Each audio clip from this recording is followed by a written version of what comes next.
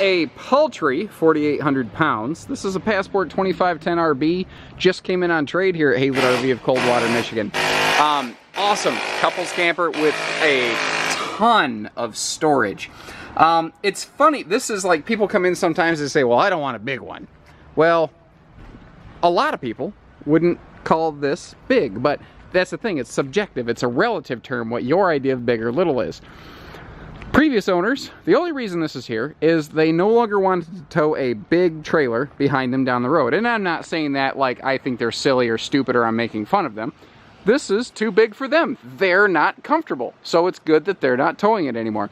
And they're swapping it out for one of those little A-frame hard-side Rockwood campers that we have here at Hayward RV, so that they have something that's small, narrow, and rides lower to the ground when it's in the fold-down travel position.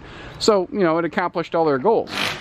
But what that means is you folks at home have access to a very, very nice, well-kept pre-owned camper. It's been used for sure. They camped a lot, but they didn't beat it up. And actually, if you look up top, you might notice just the tip of that power vent, like roof cover, like the vent cover that they installed over the kitchen living room so they could get some anytime airflow. And you'll see they weren't scavengers, like the original bumper-mounted grill still included. The TV's still in here, you know. Anything that came with this camper is still with this camper. What's not, you know, we're a Passport dealer, and it's rare we get these in because people just don't like, people buy a Passport thinking, well, this will be like the camper that I'll use until, you know, I get the big luxury fifth wheel. And rarely do they let them go. It ends up treating them so well, they have such a good time, and it tows so nicely, they just won't let them go. It's the good and the bad side of Passports. They're built extremely well. They're very well engineered. They don't come back with service-related issues.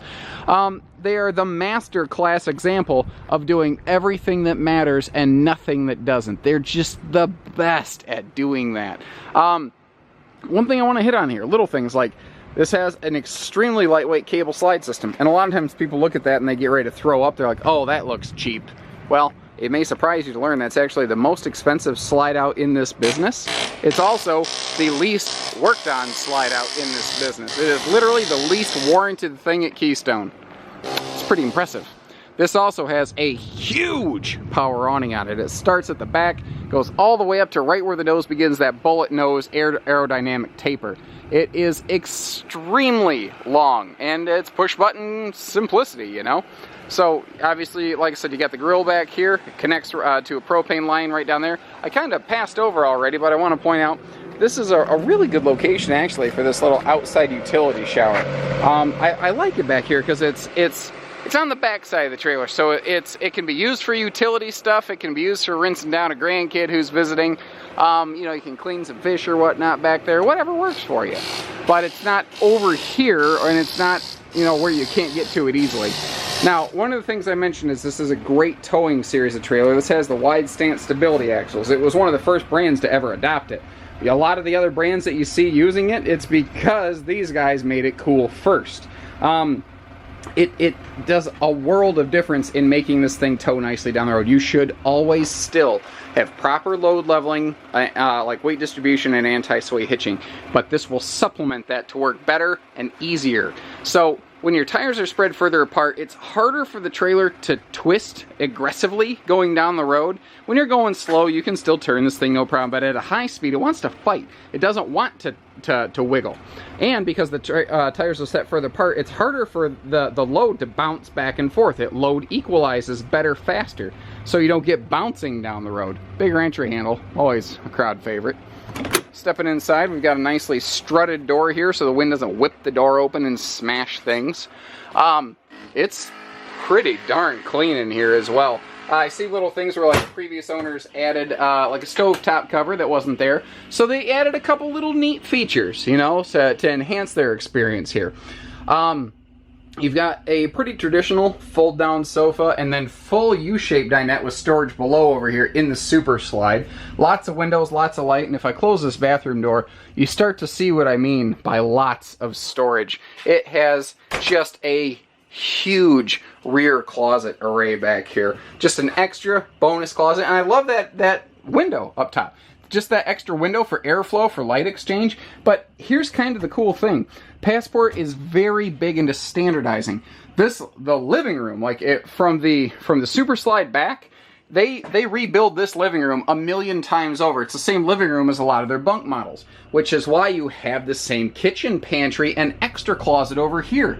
So you've got like 1, 2, 3, 4 individual big closets, plus you have this adjustable shelf pantry over here you could turn into another one. It has crazy storage. Now you could easily get some of those little Walmart shelf drawer units to throw in there and just knock yourselves out and have a great time. Bathroom is simple but effective. And that, again, remember, simple but effective. That's the whole story of a Passport. You've got a foot flush stool. It's mounted on a little bit of an angle, so you have some knee room here without bashing your knees into walls. And we've got a corner shower, because it's not a bunkhouse. It's a couples camper, so it doesn't have a tub. You've got a real mirror with vanity in there so that you have, medicine cabinet and stuff. And this is a deceptively deep sink. You're looking at it, and it's not impressive to look at. I get that, but it is very functional. And that's the whole thing with this Passport, is everything in this is pure function, and they sprinkle in a little bit of fashion where they can. Now, right here above the kitchen, they did put that Max Air cover over this vent, and actually I left it open so you can kind of see it up there. But that allows for some nice airflow, and if you're cooking up a storm, this is your heat exhaust, because heat rises. It makes the most sense to put that there. You've got all kinds of storage down below. There's actually drawers in that door, and that's another quality consistency thing. If you start looking real close, you'll see that they build the same door multiple times over.